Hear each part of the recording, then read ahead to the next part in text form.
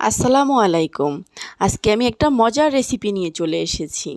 আমি এখানে কিছু সেদ্ধ আলু নিয়েছি। এই আলুটা চেপে চেপে ভালোভাবে হাত দিয়ে ম্যাশ করে নিব। এই যে আলুটা ম্যাশ করা হয়ে গেছে। এখন আমি এখানে নিব 3 পিস পাউরুটি। আলুটা এক সাইডে নিয়ে পাউরুটিগুলো ভালোভাবে ভেঙে নিব। দিয়ে দিব একটি ডিম। ডিম আর পাউরুটি ভালোভাবে মিশিয়ে নিব। এই মেশানোর কাজটা একটু সময় নিয়ে করতে হবে।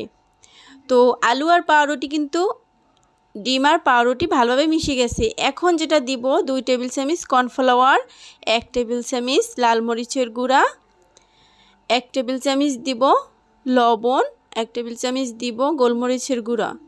তো লবণটা কিন্তু স্বাদ মতো দিবেন। এখন নিয়েছি কিছু সসেসগুলি ভালোভাবে এপাশ ওপাশ কেচে নিব। এটা চাকুর সাহায্যে কেচে নিয়েছি। তো আমার সবগুলি কেচা হয়ে গেছে। এখন আমি এটাতে যেটা দিব সেটা হচ্ছে গোলমরিচের গুঁড়া আর লবণ দিয়ে ভালোভাবে মাখিয়ে নিব। তারপরে এই সসেসগুলি ভাজার পালা। তো আমি একটা প্যানে তেল দিয়েছি। অল্প তেল দিয়েছি। অল্প তেলে এই সসেসটা সুন্দর করে ভাজতে হবে। অনেক সময় নিয়ে এই সসেসটা ভাজবেন। তো আমার ভাজা কিন্তু হয়ে গেছে।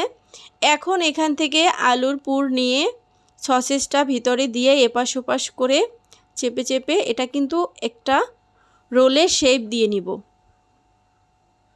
দেখতে কিন্তু রোলের শেপের মতোই হবে।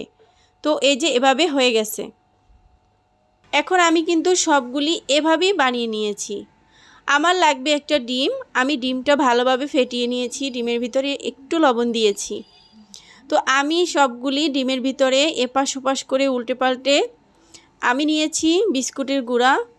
বিস্কুটের গুঁড়াটা আমি ব্লেন্ডারে করেছি।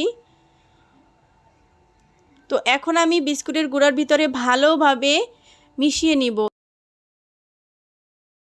চারপাশে আমি এটা ঘুরিয়ে ঘুরিয়ে লাগিয়ে নিব আর এক্সট্রা বিস্কুটটা ঝেড়ে নিব।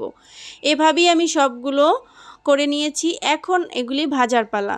তো আমি একটা প্যানে তেল গরম করে নিয়েছি। তেলটা কিন্তু খুব বেশি গরম না, আবার একেবারে ঠান্ডাও না, মিডিয়াম আছে এই রোলটা ভেজে নিতে হবে।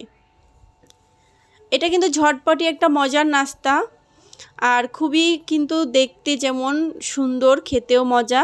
তো আমি সবগুলোর ভিতরে কাঠি ঢুকিয়ে এখন আমি ডেকোরেশন করে দেখাবো। তো আমি মেয়োনিজ তৈরি করেছি, সেটা আমি পাইপিং ব্যাগে ভরে এভাবে একটু ডিজাইন করে দিচ্ছি। আর নিয়েছি সস পাইপিং ব্যাগে ভরে সস দিয়েও একটু ডিজাইন করে নিলাম। তো যার যে রকমের ডিজাইন পছন্দ সে করে নেবেন। এই ছিল আজকের মতো আমার লোভনীয় একটি নাস্তা রেডি হয়ে গেল। এই দেখুন আমি কেটে দেখাচ্ছি। তো এই ছিল আজকের রেসিপি। আল্লাহ হাফেজ।